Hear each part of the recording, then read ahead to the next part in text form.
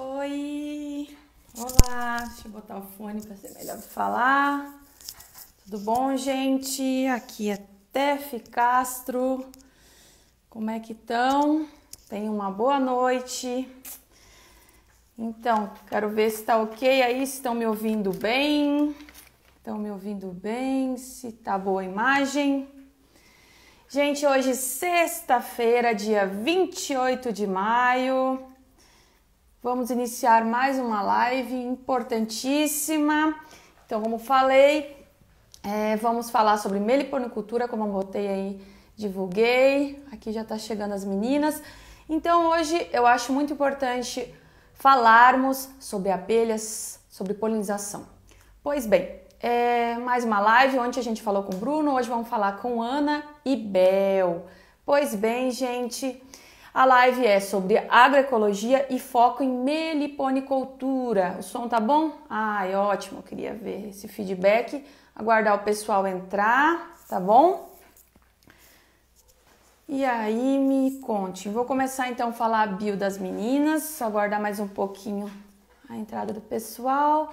Então, o meu foco das minhas lives é trazer o conhecimento cada vez mais para a sustentabilidade, a importância da agroecologia, a importância de nos conectarmos cada vez mais com a natureza, entendermos dentro do processo da vida o quão importante é a nossa parte em melhorar cada vez mais o ambiente em que vivemos e não destruir, não degradar, ok? Então, minhas lives foram no sentido de trazer pessoas que estão fazendo, que estão trazendo importância nessa área de sustentabilidade. Hoje, vou começar a bio das meninas. Deixa eu ver se a Bel já chegou aí. A Ana tá aqui. Bom, eu acho importante, como eu falei, a questão das abelhas, porque a gente sabe, o nosso alimento vem da agricultura e temos que dar valor ao agricultor. Hoje, em pandemia, se mostrou o quão importante é esse trabalho, que muita gente não nota na cidade a importância do agricultor e principalmente das abelhas, gente. Sem agricultura, sem abelhas, sem polinização, não só as abelhas, claro, todos os animais que ajudam na polinização. Mas hoje o foco é as abelhas sem ferrão, que nós vamos falar, tá bom? Então eu vou conversar com Isabel e Ana. Isabel Modercin, tá? É bióloga pela Universidade Federal da Bahia, é mestre em antropologia e doutoranda em ecologia na UFBA, tá? Permacultora da Bahia, meliponicultora e mãe, que é muito importante também. Um trabalho, eu acho que um dos mais difíceis, mãe, né? É sócia da ANAI, Associação Nacional da Ação Indigenista, fundadora da Escola de Meliponicultura, tá? Meliponicultura, desculpa. Então, para quem quiser saber mais sobre a Isabel, é o @escola de meliponicultura, tá bom?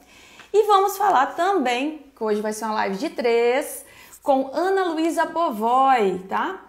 É agrofloresteira, meliponicultora, engenheira ambiental pela Unesp, mestranda em restauração florestal pela Exalc USP, membro do Mutirão Agroflorestal e Rede Agroflorestal da região de Ribeirão Preto. É o @Bovoy, o Instagram dela, tá bom? Agora, deixa eu chamar as meninas aqui. Não. A Ana já tá por aqui. Deixa eu chamar aqui. Eu acho que a Bel não entrou ainda não. Só a gente vai conversando até a Bel chegar. Deixa eu ver se tá funcionando. Tá tudo ok?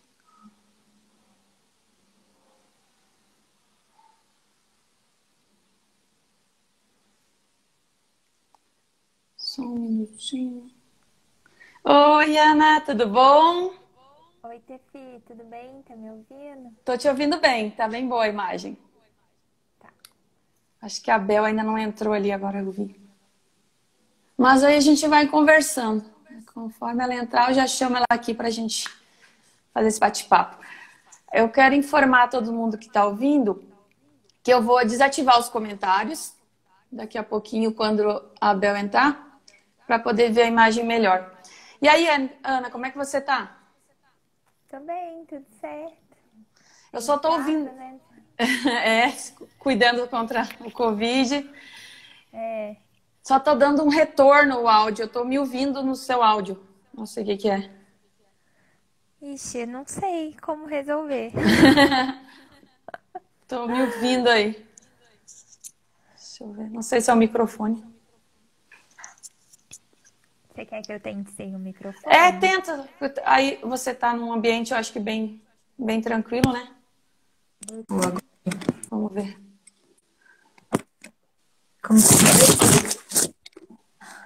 Como ficou agora? Tá melhor, aham. Aham, perfeito, perfeito.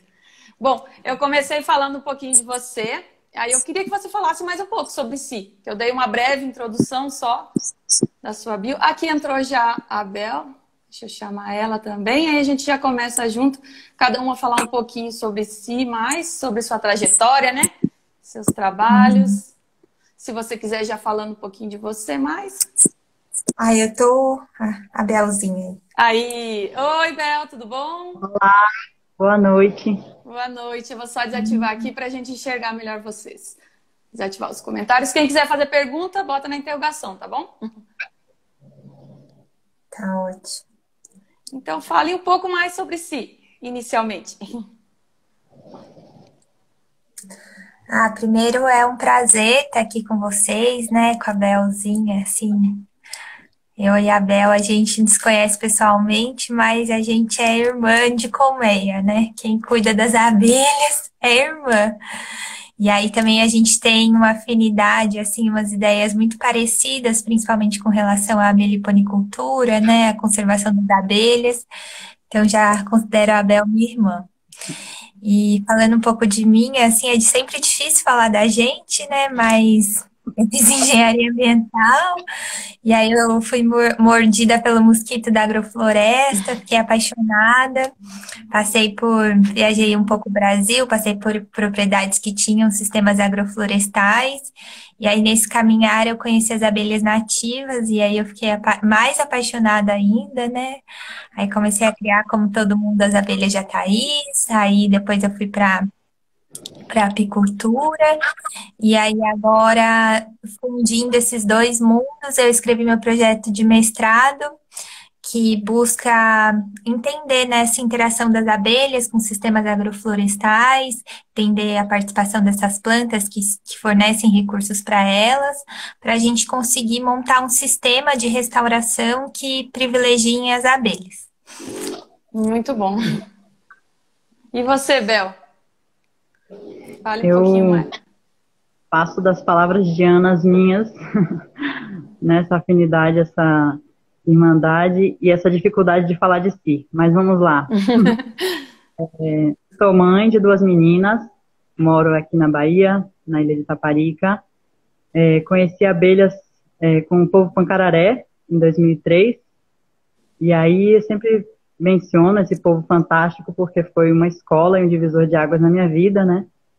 E aí passei a trabalhar com a questão indígena e ambiental, me envolvi com permacultura, agroecologia, agrofloresta e sempre criando as abelhas, né? Crio a abelha Uruçu. Aí fui estudar um pouco mais de antropologia, estudei biologia na faculdade, fui estudar um pouco mais de antropologia. E bacana que também agora, depois de 10 anos longe da universidade, eu voltei para fazer um doutorado. Conversando com a Ana, a gente viu que dá para fazer uma casadinha, né? Dá para conversar muito, e porque é sobre essa interação também entre as abelhas e sistemas agroflorestais, voltado bastante para a questão de produtividade também, né? Pensando em agricultores, em meliponicultores e tal. E estou muito feliz de estar aqui com vocês hoje. Peço licença aos mais velhos, aos que vieram antes, para a gente começar esse bate-papo. Nossa, muito obrigada. Eu acho muito importante estar aqui com vocês. É uma honra poder falar com vocês, e principalmente sobre esse assunto, e trazer isso para o grande público, para quem está nos assistindo, passar adiante o conhecimento. Como você falou, dar valor aos ancestrais, porque a gente está aqui, a gente é jovem, todas novinhas aqui, mas que estamos batalhando para fazer o que a gente acredita, né? E o que a gente acha importante. E dá também uma luz para quem está aí buscando isso também. né? Muito obrigada. Bom, vou começar perguntando, assim, eu comecei com perguntas básicas para quem está iniciando ou para quem não tem muita noção, porque querendo ou não, a gente ouve mais falar sobre abelhas com ferrão, né? Sobre apis. Então, as sem ferrão ainda estão, infelizmente, no colégio, pelo menos eu no meu técnico, eles falavam muito da apis, né? Eu aprendi pouco sobre a sem ferrão. Bom, quem são as abelhas sem ferrão? Então, na verdade, existe uma infinidade de abelhas, né? São mais de 20 mil espécies de abelhas no mundo para a ciência. E aí, antes de falar de abelhas sem ferrão, que é um nome que está bastante popular agora, antes disso, vieram as Irá, né? Eu trabalhei com o povo Auá. O povo Auá é um povo que fala uma língua do tronco tupi, e muitas dessas línguas se referem a Irá, como abelhas que não picam e produzem mel. Então, para eles, todo esse outro universo é outra coisa. Por exemplo, entre os pancararé, lá no Raso da Catarina, eles falam em abelha mansa. Então, tudo que não pica, não ferroa e produz mel é abelha mansa. Se chegar lá perguntando de abelha sem ferrão, provavelmente eles não vão saber do que você está falando, mas abelha mansa vão te mostrar uruçu, abelha branca, arapuá,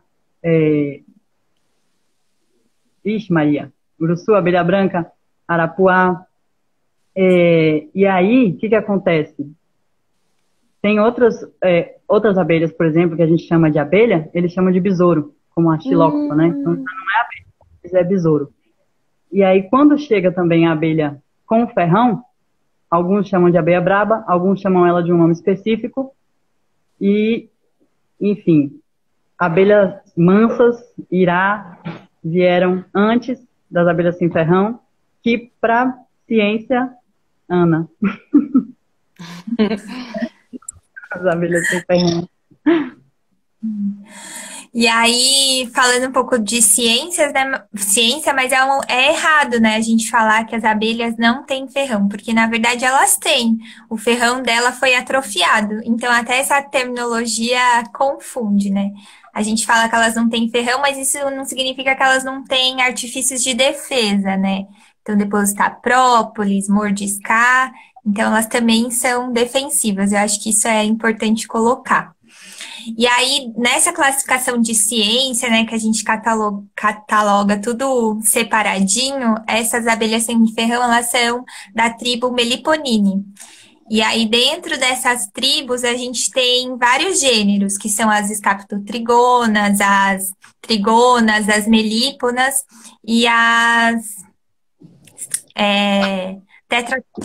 tetragonistes, que é tipo a jataí, né? Ah, sim. E aí, dentro dessas divisões... Ai, vou ter que segurar o celular.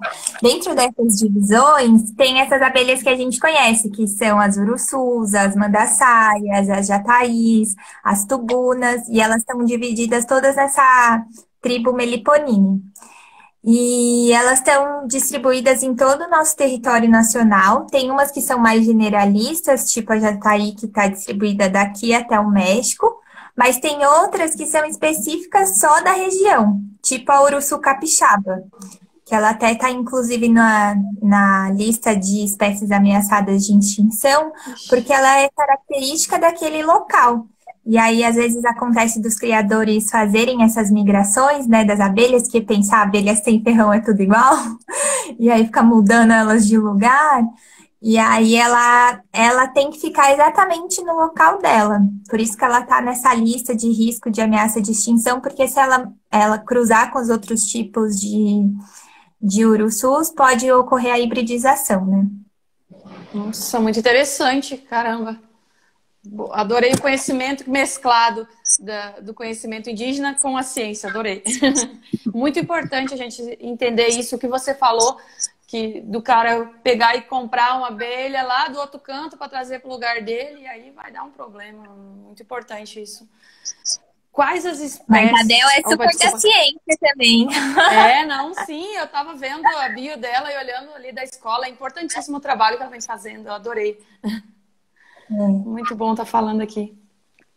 Mas como ela teve experiência lá dentro da aldeia indígena, né? Conversou com indígenas, então isso aí é um conhecimento passado de boca a boca, né? Porque os indígenas não têm poucos registros, a maioria oral, né? Então, para chegar o conhecimento para a gente, é só falando com os anciãos, né?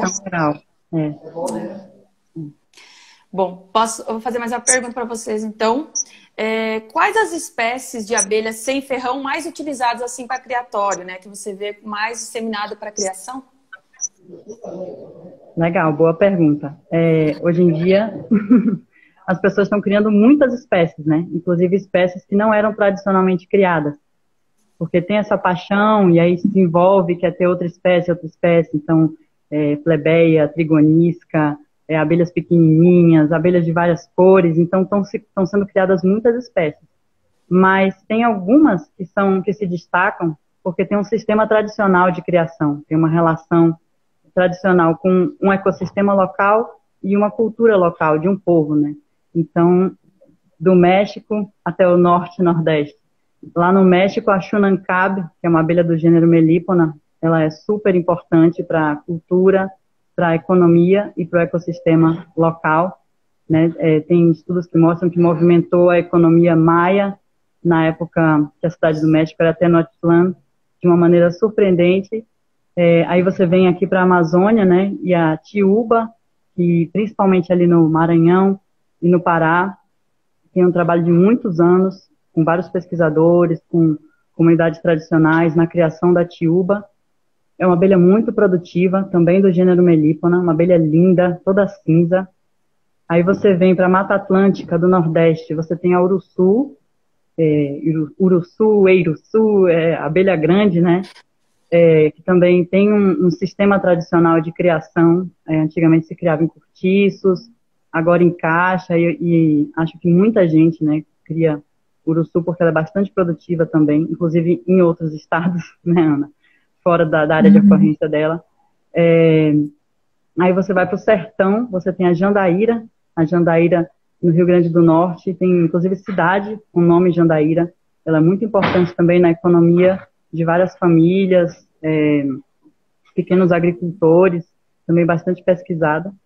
E aqui no sertão da Bahia, a Mandaçaia também, é bem criada, o mel dela é bastante apreciado, é uma delícia. E todas essas abelhas que eu falei são abelhas do gênero Melipona, abelhas produtivas, abelhas gordinhas, lindas. E isso para falar dos sistemas tradicionais, né, das abelhas que estão associadas a um sistema tradicional de criação, que já vem aí, historicamente sendo manejadas nos seus locais de ocorrência natural. Show.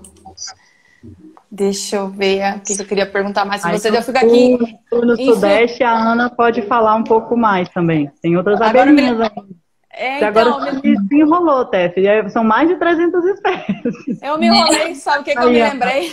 Sabe o que eu me lembrei? Você falando, eu me lembrei das que eu achei aqui, eu fazendo a horta, e eu fui, até mandei para você as fotos, não foi? Eu acho que foi para a Ana que eu mandei. Que eu achei as jataí aqui, né? Ai, eu fiquei encantada com elas trabalhando. Aí você falando, eu fiquei me lembrando delas hoje. Eu tava lá em roda delas tirando foto. A jataí, na verdade, eu acho que é a abelha mais criada no Brasil, né? Ontem a Abel estava conversando disso. Como ela ocorre em todo o território nacional e tá na nossa cultura popular, né? Se você for na casa das nossas avós, sempre jati, a jataí, é a abelha que todo mundo conhece. E aí, por causa disso, ela acaba sendo bastante estudada, né? Então, a gente tem vários modelos de caixa para conseguir ter um melhor aproveitamento do mel dela. O mel dela também é bem famoso, né?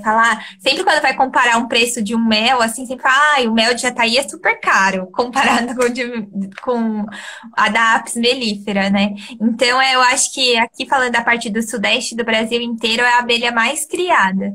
Mas aí, falando mais aqui para o sul, né, a gente tem as escaptotrigonas, que são as tubunas, né, as canudos, que são abelhas, elas já têm um comportamento mais defensivo. Para você manejar elas, você tem que colocar uma proteção, aqueles chapéus de pesca, assim.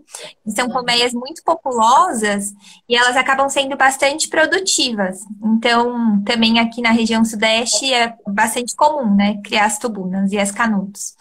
E aí também a mandaçaia é a queridinha de todo mundo, né? Bem criada bastante em Minas, mas aqui em São Paulo.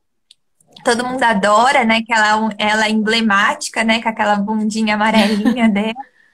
E o mel dela também é bem apreciado, né? Que é um mel clarinho e ele se diferencia dos outros e acaba sendo bastante procurado. E aí também, comparando um pouco com a Uruçu, né? Porque a Uruçu nordestina, todo mundo quer criar ela, porque ela é linda, sabe? Aí os criadores trazem as bichinhas lá do Nordeste pra cá, pra esse frio. Nossa, eu já visitei criadores que têm plaquinhas que esquentam as caixas. Eu falo, gente, tipo, é Nossa. irracional, né? Às vezes é a criação racional e irracional, né? Que às vezes não respeita essa regionalidade que eu e a Bel a gente prega tanto, né? Mas aí a gente tem uma uruçu aqui, que é a uruçu amarela, é a Rufiventris, que dá para criar em São Paulo. Ela é bastante produtiva também e é uma queridinha aqui dos criadores, é uma abelha bem bonita. Aí falando aqui do Sudeste, que eu sei, são essas. Mas aí que nem a Bel falou, né? A SOS abelhas nativas, eu acho, não sei se é esse termo, eles estão fazendo até umas caixinhas para as abelhas das orquídeas, que é a euglosinha. Elas são solitárias, então a gente vê que os criadores vão se apaixonando e vão se especializando, né? E não necessariamente a gente tem que tirar um produto das abelhas, né? Mas a gente pode criar por amor.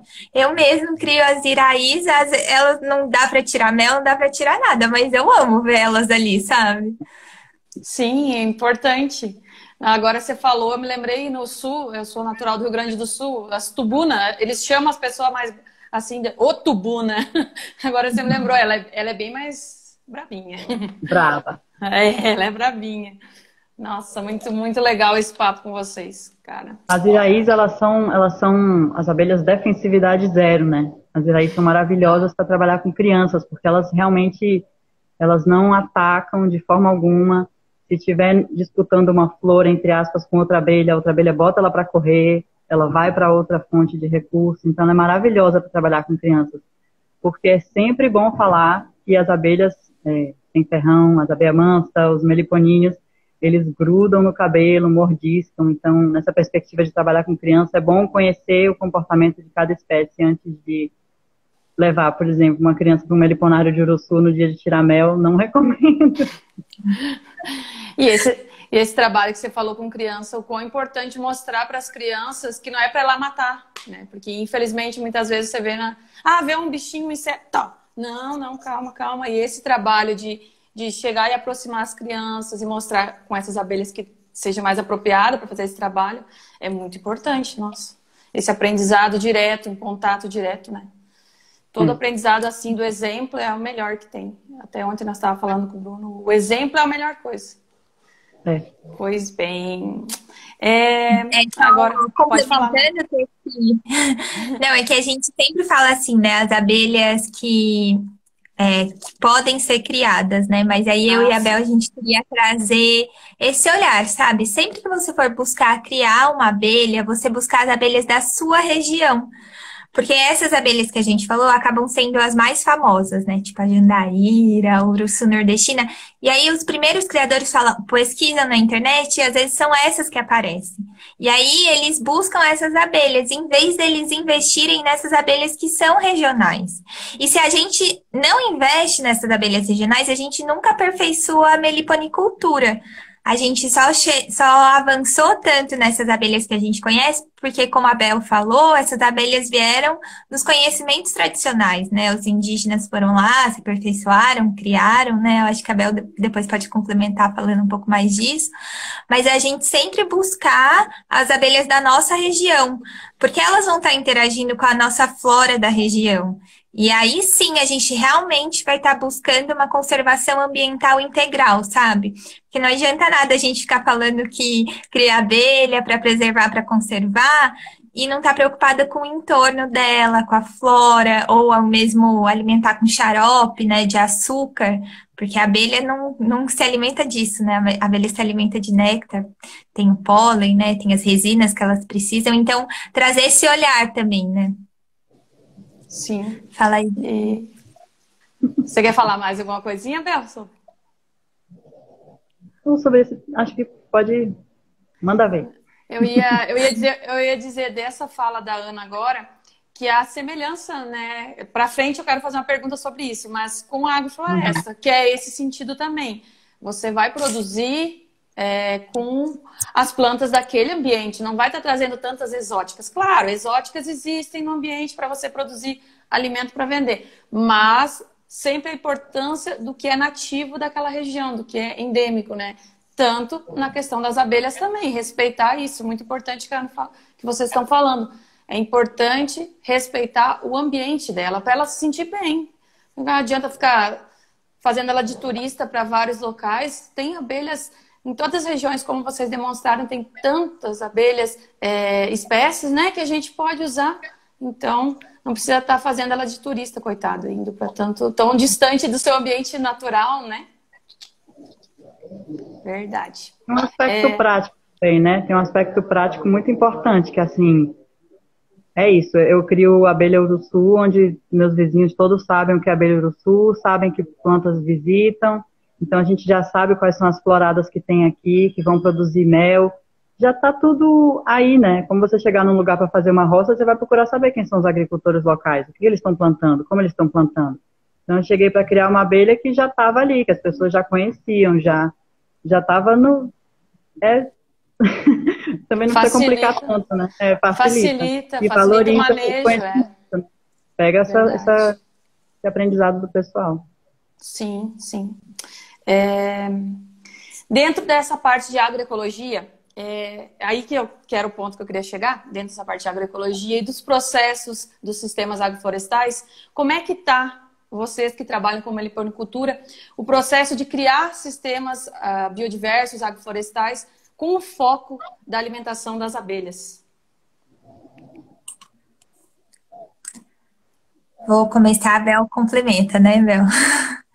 Bom, eu vejo que todo meliponicultor consciente, ele tem essa preocupação de plantar para as abelhas dele, né? Para que elas tenham recurso. E aí os sistemas agroflorestais, eles vieram com essa grande ferramenta que veio para a agricultura também, que é conseguir, na mesma área, ter uma diversidade enorme de plantas. E aí, para a questão das abelhas, isso é muito importante, porque a gente divide essas plantas tanto no tempo quanto nos estratos da floresta, né? Então, realmente, é uma abundância de recurso, né? E aí a gente consegue conciliar néctar, pólen, então isso é muito bom para a meliponicultura. E aí já existem, né, trabalhos na área, tanto da Embrapa, que mostram como esses sistemas, por utilizarem plantas nativas, são atrativas para os polinizadores. Então, já demonstrando que sistemas assim são benéficos, né?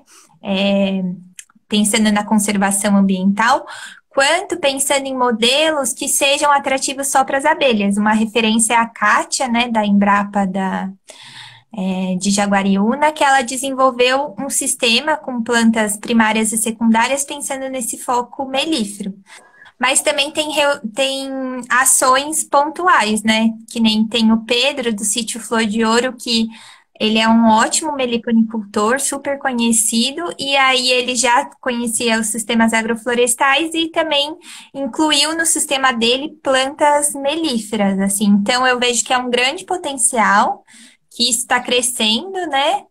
E só vejo benefício para ambos os lados.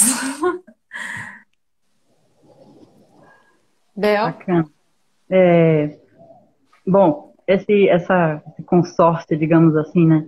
Abelhas e cultivos também é antigo, né? E, assim, Sim. Tem várias experiências nesse sentido, mas é muito bacana, eu vejo como a agrofloresta está sendo... As pessoas estão comprando a ideia, né? Estão indo e fazendo e nessa nova perspectiva, digamos assim. E, por exemplo, aqui em Santo Amaro, tem um colega, ele se apaixonou, foi mordido pelo mosquitinho da agrofloresta, mas antes disso ele já era apaixonado por abelhas. E aí, quando ele conheceu a agrofloresta, ele falou, vou plantar um sistema agroflorestal para poder criar as abelhas uruçu. E foi bem bacana, ele encheu de micáceas, né, que é uma família maravilhosa para quem cria abelha. Se preocupou em colocar plantas que floresciam no meio do ano, que é quando a gente tem uma escassez maior de recursos. Fez toda uma cerca de sabiá, que vocês chamam de sanção do campo. E aí, depois de 3 ou foi 4 anos, ele começou a criar as urussus ali. Agora, essa coisa que a gente gosta, né, da complexidade, dos consórcios, é um grande desafio, porque as abelhas, a gente vê, por exemplo, tem uma colega que ela plantou nabo forrageiro, as abelhas não deram a mínima atenção. O colega ali do lado plantou nabo forrageiro e as abelhas ficou por cima, porque elas sabem o que elas precisam exatamente.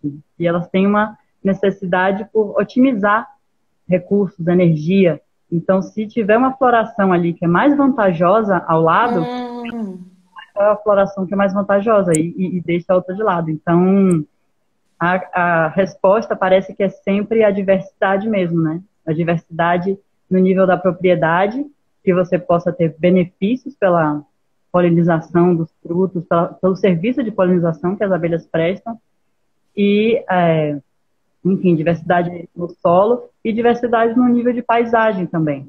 Então, a gente se preocupa com o nosso sítio, com o nosso pedacinho e busca fazer o melhor possível ali dentro, mas é importante pensar na diversidade da paisagem também. Porque, por exemplo, quando você tem monocultivos, quanto maior o monocultivo, mais distante das áreas de mata, menos diversidade de polinizadores. Então, às vezes você tem café, o café precisa dos polinizadores, mas está afastando os polinizadores. Aí leva colônias de abelhas para lá, né? E aí pode ser também, mas por que não diversificar e tornar essa paisagem mais amigável, né, em loco, digamos assim, ao invés de começar a fazer toda essa dinâmica de monocultivos, né? Então, o monocultivo de abelha sendo levado para um monocultivo de café, vamos diversificar. Sim, e aí dentro do que você falou é bem isso. A gente tem que cada vez mais disseminar esse conhecimento e que bom que cada vez mais tem mais pessoas indo para a área de agroflorestas, de sustentabilidade, porque se o vizinho estiver fazendo, como você falou aí, vai ajudar o todo. A cooperação entre a comunidade vai trazer o melhor, né? E todo mundo vai produzir bem. Muito interessante a gente entrar nesse assunto. Eu até quero perguntar. O efeito hoje, assim, já entra a parte de antropologia.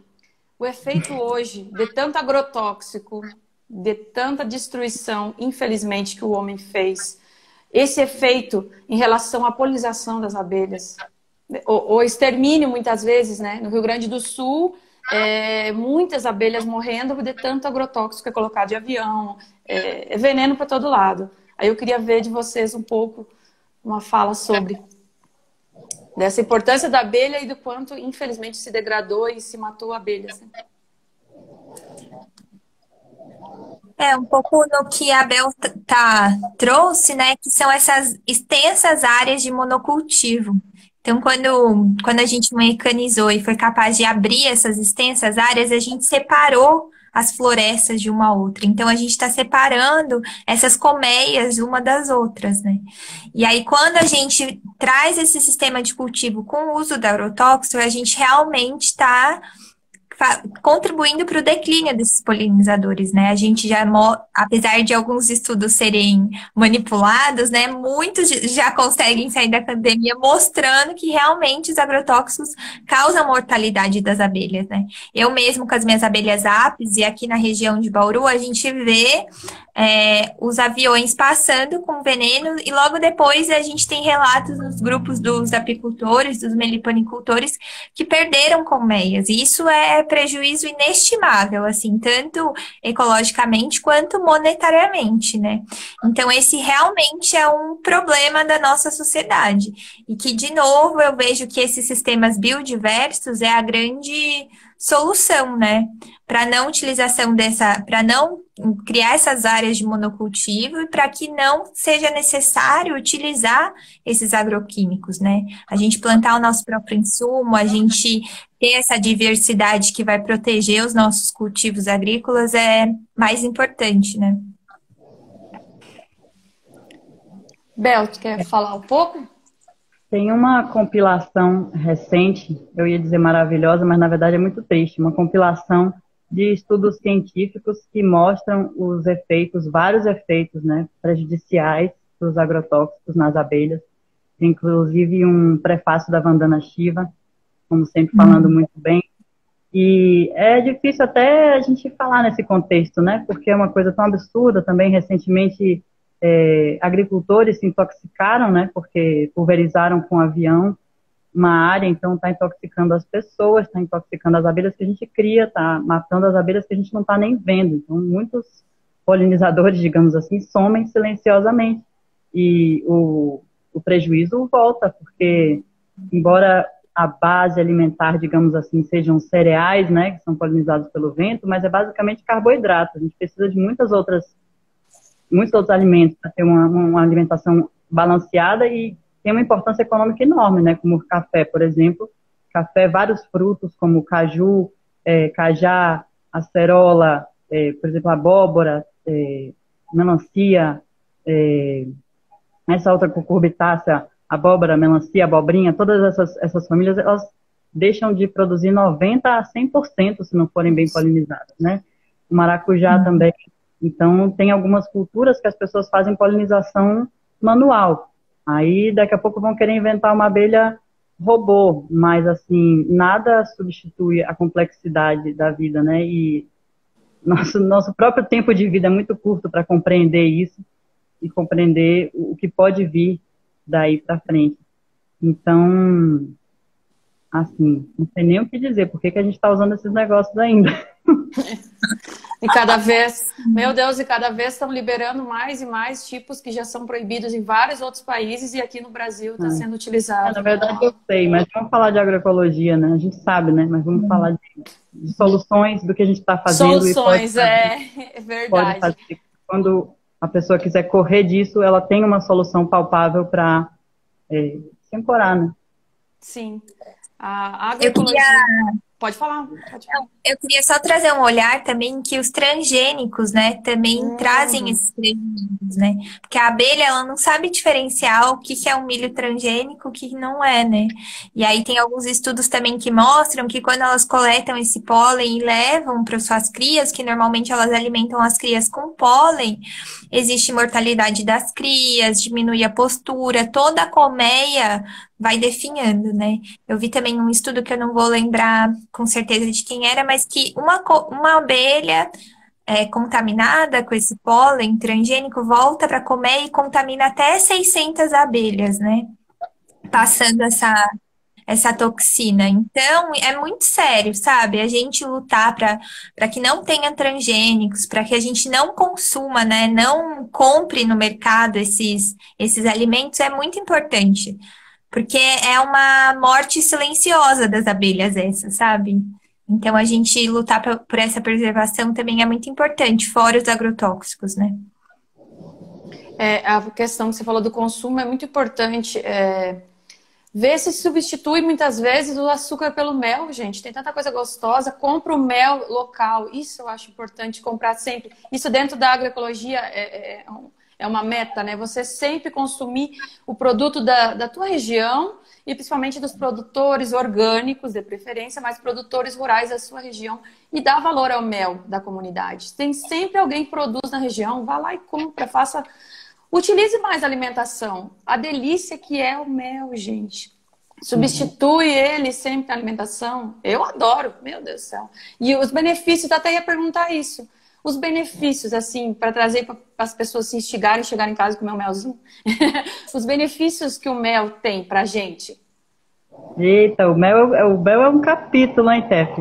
Eita. O mel na tradição indígena eles usam desde para retardar a picada de cobra até problema nos olhos. Aí, claro, tosse, gripe.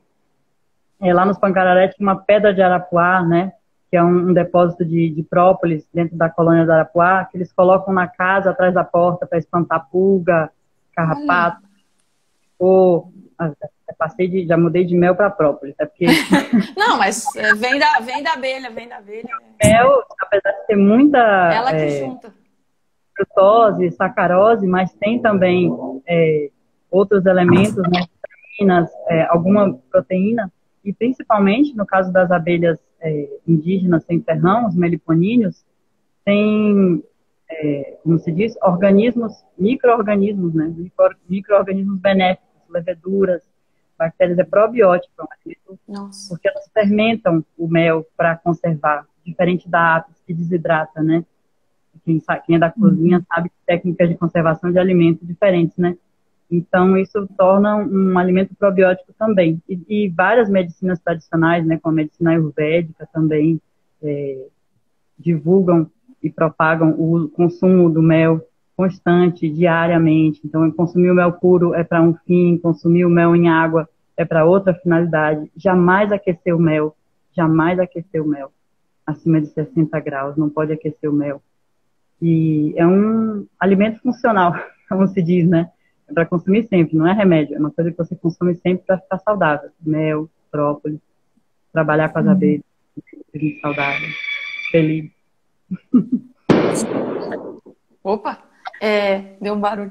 O que eu ia dizer, mas você comentou, isso mesmo, tem o própolis, o pólen também, agora me fugiu, mas tem várias outras coisas que dá para consumir que ela produz ali, que está dentro do consumo da gente também, não só o mel, não é mesmo? Sim. É importante isso aí, eu nunca esqueço do própolis com agrião. Até as abelhas. Tem povos indígenas que pegam o disco de cria, mergulham no mel e comem como bolachinha, chama de bolachinha, e comem. Tem natura. Essa eu não sabia. Come ela mesmo? As crias. Se come formiga, né? Eles não comem aquelas formigas, Você queria falar alguma coisa, Ana? Que eu interrompi. Eu vou trazer duas coisas, né? Uma é contar um relato da minha avó. Minha avó perdeu a visão, assim, foi perdendo a visão da catarata e medo de operar. E aí eu fiquei sabendo que mel de jataí era bom. Aí eu fui lá, falei, não, vó, mel de jataí é bom, tal. E, nossa, aí eu inventei de pingar nela mais arde, gente, no olho. É tipo uma sananga, assim. Mas aí eu fiquei 3 meses fazendo um tratamento com ela, pingando no olho. Às vezes ela ardia. Mas a gente foi vendo que o passar do tempo, realmente a visão foi clareando, né? Então, assim, eu não sei se tem algum estudo científico, mas esses conhecimentos tradicionais que a gente acaba acreditando, né? E aí eu tive essa experiência com a minha avó.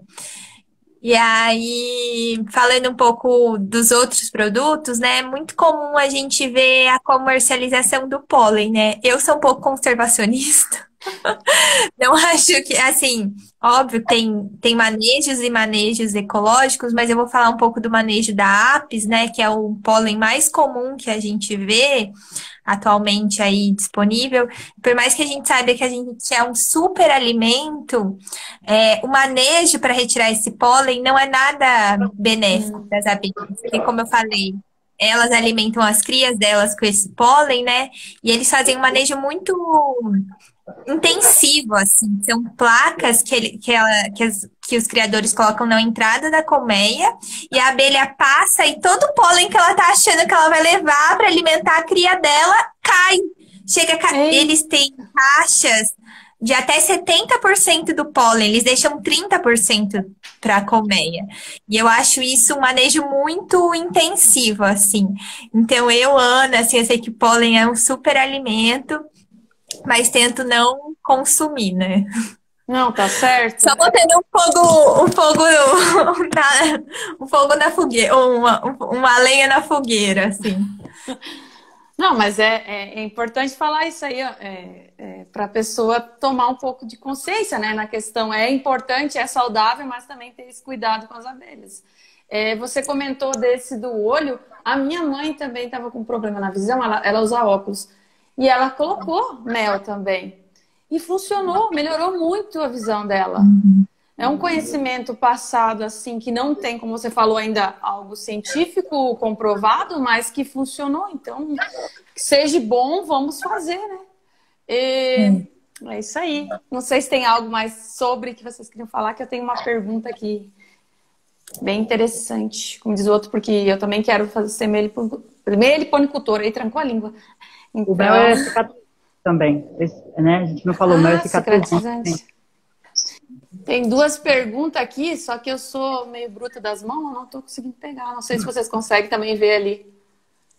Não. Ai, Jesus. Eu tive esse problema na live do Eurico, foi muito engraçado, que eu ficava apertando e não conseguia. Ai.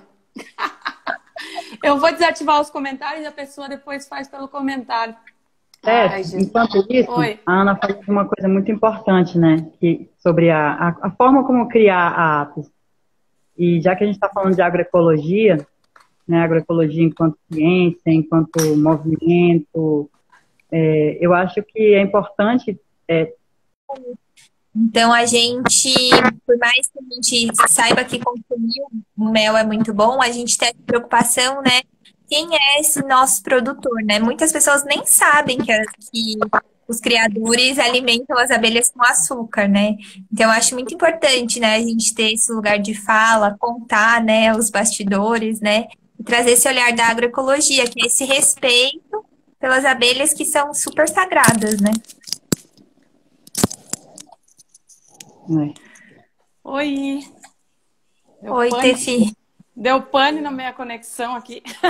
Desculpa. Vocês estão me enxergando? Sim. Ai, que bom. Eu não estou me enxergando, mas tá bom. Vocês estão me enxergando, tá ótimo. Desculpa que deu pane aqui, mas meu telefone... Bem que eu falei que eu não estava conseguindo escrever a coisa aqui, ó. Agora apareceu, ó. Tem uma pessoa que falou aqui, ó.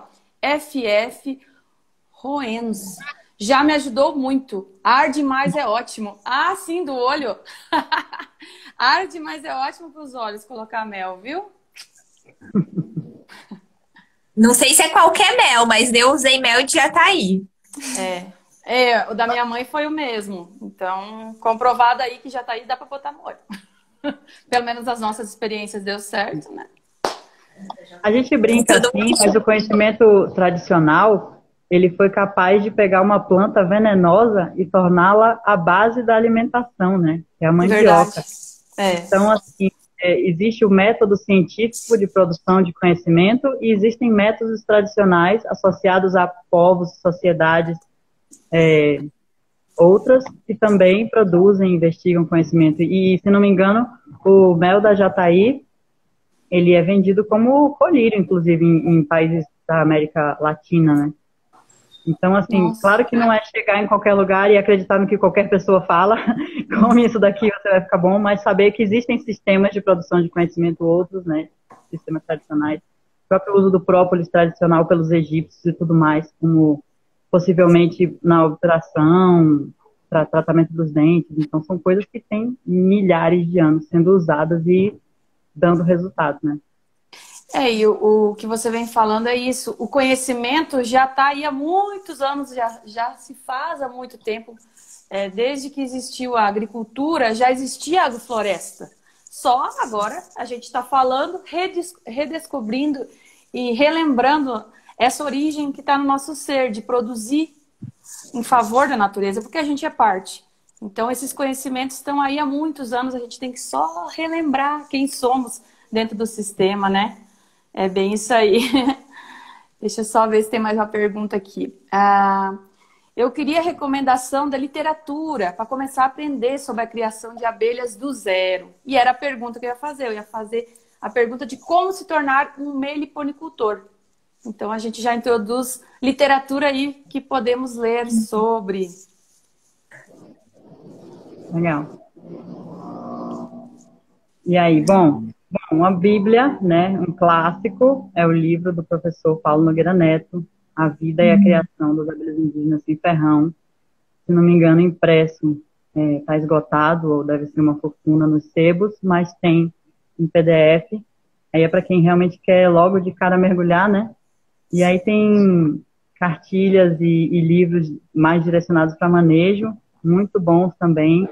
Uma publicação do ISPN, Instituto de Sociedade de População e Natureza, com quem eu já trabalhei, do Jerônimo Vilas Boas, a professora Generosa, também publicou recentemente um livro para iniciação da meliponicultura. Ana, já dei 3. você agora.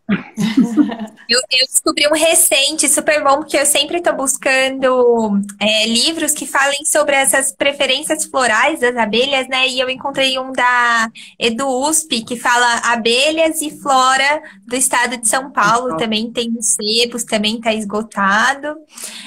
Tem a doutora Gena, recentemente lançou um livro, né? Que eu tive contato, assim, um pouco, mas também deve estar muito bom. E, assim, a gente, ontem eu e a Bel conversando um pouco sobre a live, né? E falamos, qual é a primeira dica para quem quer virar um meliponicultor, né? É se apaixonar. E aí depois é estudar muito, assim, porque cada abelha tem a sua especificidade, assim. Então a gente realmente precisa estudar para não matar as abelhas, para quando for fazer as transferências não machucar as crias, e cada uma é de um jeito, sabe?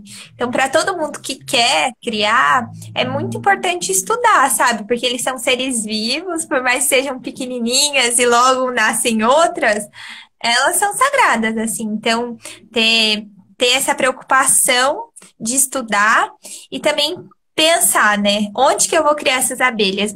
Tá muito comum agora a meliponicultura urbana, mas com esse lado de alimentar as abelhas com xarope. Se você fizer qualquer curso de meliponicultura, é muito comum as pessoas. A primeira receita que eles dão é o xarope de açúcar.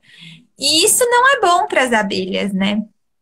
Então, a gente ter essa noção, assim, que a gente está trabalhando com seres vivos, do que elas se alimentam, o que é importante para elas, até mesmo as caixas, né? Muita gente vai criar abelha e aí quer usar uma madeira mais barata, os pinos com uma espessura muito fina. Isso não, as abelhas estão acostumadas a viver em locos de árvores centenárias, gigantescas. Então, a gente ter todo esse cuidado com elas, eu acredito que assim a gente se torna um meliponicultor do coração mesmo, de verdade. Muito bom. Mas, Bel, tem mais, eu acho.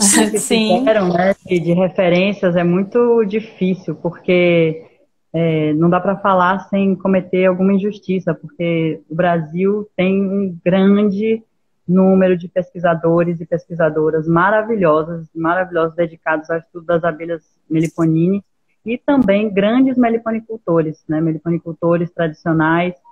Então, aqui mesmo eu poderia citar vários, eu acho que são essa coisa, né, a linha do conhecimento tradicional e do conhecimento científico, mais do que grupo de WhatsApp ou YouTube ou qualquer outra coisa para o primeiro contato, entende? Quando você já tem uma base, você vai para a internet, para o Google, e você consegue filtrar as informações. Porque é muita coisa, né? Muita informação, e a gente começa do zero, joga logo no Google, às vezes não consegue filtrar. Então, por sorte, a gente tem grandes laboratórios, grandes centros de pesquisa, grandes meliponicultores no Brasil que podem dar esse suporte para iniciar. Só complementando, tem um curso muito, muito bom da USP, que é Ecologia Ecocidadã, que eles fizeram já 2 módulos sobre meliponicultura, e é um curso muito bom, assim, traz todo esse olhar, com esse respaldo de professores da USP, com alunos, com doutorandos, trazendo vários artigos científicos mostrando sobre a criação das abelhas. Então, eu acho que se vocês forem procurar no YouTube, um bom curso é esse da USP. Nossa, gostei das referências, muito bom. Oi? Desculpa. Posso fazer um comentário sobre o xarope de água com açúcar? Claro, pode. Eu tenho uma postura assim de redução de danos, sabe? Então, por exemplo, eu crio essas abelhas já há vários anos, tentando mostrar para mim mesma e para os agricultores familiares com quem eu trabalho, de que pode ser uma alternativa de renda, claro, né? Segurança alimentar, você produzir um alimento de qualidade, você contribuir para a polinização do seu agroecossistema, mas também como uma fonte de renda. Você conseguir um número mínimo de colônias que te dê uma renda significativa, digamos assim, é complicado. O desenvolvimento delas é lento, a gente não quer incentivar as pessoas a tirar colônias da natureza. Então a gente tem que colocar na balança, né? Ou as pessoas vão ficar doidas e começar a tirar cortiço na mata, como a gente fala aqui, ou a gente vai alimentar as abelhas para dividir as colônias, né? Claro que o ideal é que a gente não alimente com xarope de janeiro a janeiro para ter uma abelha porque eu quero ter uma abelha. Então, assim, eu acho que tudo depende do contexto, depende do objetivo. Então, para multiplicação, se torna praticamente inviável, né? Se a gente não der fortalecimento, um suplemento alimentar para ela, seja mel de apis, se você pode criar apis mellifera e oferecer um mel de confiança para elas, excelente, mas nem todo mundo tem acesso a isso, né? Deu branco. Não, mas é bem isso que você falou. Também não dá. E aí, no ponto que você se torna um produtor ou produtora, você pode botar na balança que se você tiver uma boa plantação que ofereça bastante recurso para elas, isso vale mais a pena do que você gastar com açúcar e você ter o trabalho de alimentar. Então, se torna melhor você ter fornecer alimento que é o que ela deveria estar coletando e se alimentando, que é o néctar, o pólen, tudo mais. Só esse parêntese, porque para não parecer que a gente está totalmente contrário e tal, são casos e casos, né? Eu acho que a Ana se refere muito aos casos que as pessoas só alimentam com xarope ou tiram todo o mel da colônia e depois dão água com açúcar de volta. Isso é até antiético, né? Nossa, você recebe um mel e devolve só xarope de água com açúcar para ela. Eu acho que é nesse sentido do equilíbrio. Sim, manter esse equilíbrio, não, vai tirar, que nem você falou, manjar ali, toma ali açúcar com água, nossa, não. Tem que ter consciência do que está fazendo nesse momento.